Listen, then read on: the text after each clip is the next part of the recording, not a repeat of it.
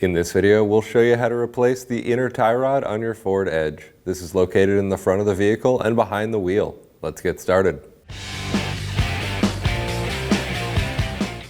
With the vehicle raised and supported, we can remove the lug nuts with a 21mm.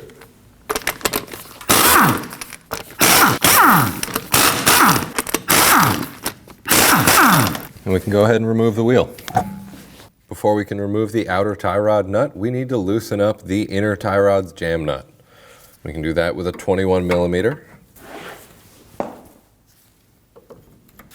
We can remove the outer tie rod nut with a 21mm.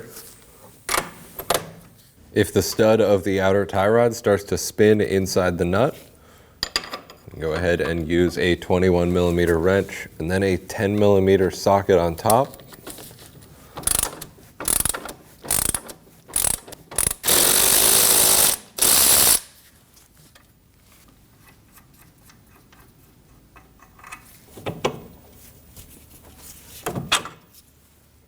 As we go to remove the outer tie rod, you want to count the number of turns. That way we can put this right back in the same place. Starting 1, 2, 3, and so on. 14, 15, it's about 15 turns. Yours may be different. Now we need to remove the jam nut. In order to do that, you want to hold the inner tie rod. I'm going to use a set of locking pliers. Now we can use the 21mm and remove the jam nut. At the end of our bellows boot, we have a hose clamp. Usually this would be a pinch type. Looks like we have a replacement on here. So I'll just use a flathead screwdriver. We can remove the clamp. Moving inwards on the bellows boot, we have another clamp on the inside. This one has a small tab up top. I'm just going to use a flathead screwdriver.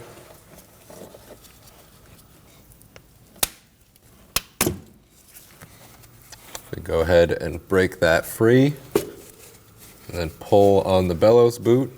We'll start to twist and pull at the same time.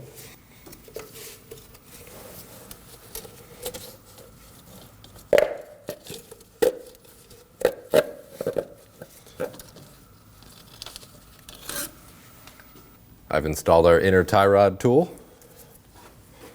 Now I'm using an extension on a ratchet. We can go ahead and loosen that up.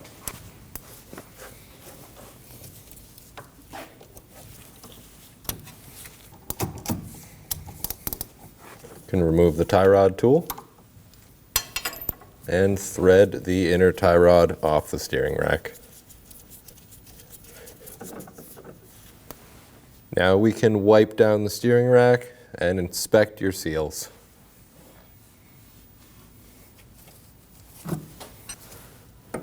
Start to thread on our new inner tie rod. We can get the inner tie rod tool in place, tighten that down.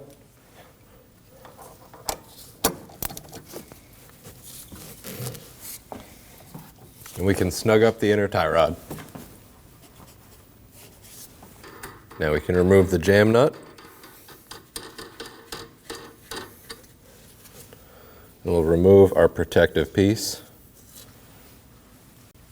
I'm going to apply some silicone grease to the boot. We can do that on both ends. We can start to slide the boot over the inner tie rod.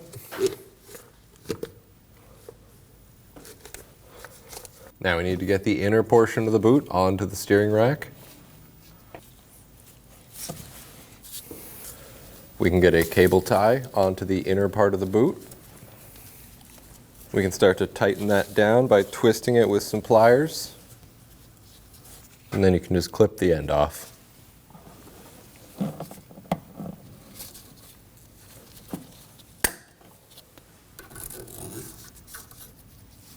Next, I'm going to use a hose clamp for the outer part of the boot. I'm going to apply some anti-seize to the inner tie rod where the jam nut will sit. You want to make sure to thread the jam nut on far enough that you can get your outer tie rod all the way on. Now we can thread the outer tie rod onto the inner tie rod, counting the number of turns, making sure to put it on the same number of turns as the old one. Once you feel it hook on, you can start counting. 1, 2, 3, and so on. 13, 14, 15.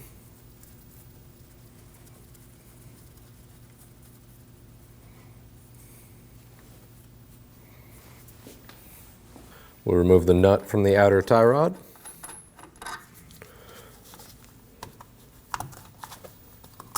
And we can remove the plastic shielding.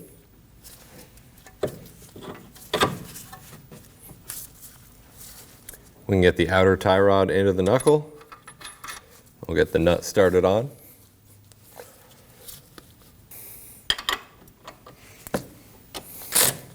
And we can snug this down.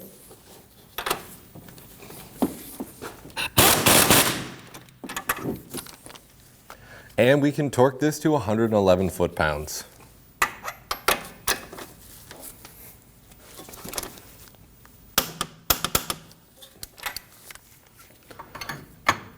Tighten down the jam nut.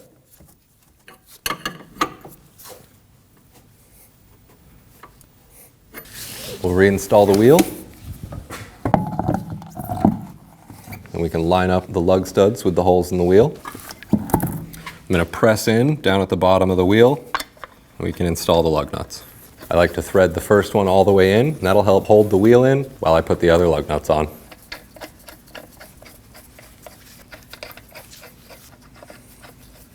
And we'll snug those down in a star pattern.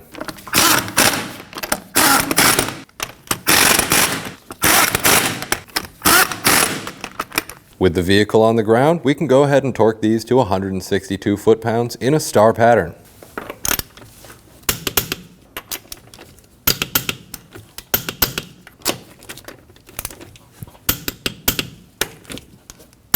Now take the vehicle for a road test down to your local alignment shop and have them perform an alignment. Thanks for watching. When only the best will do, demand TRQ. The only company that lets you view before you do. TRQ is committed to offering the highest quality aftermarket auto parts that are engineered for peace of mind. Thanks for using and viewing with TRQ.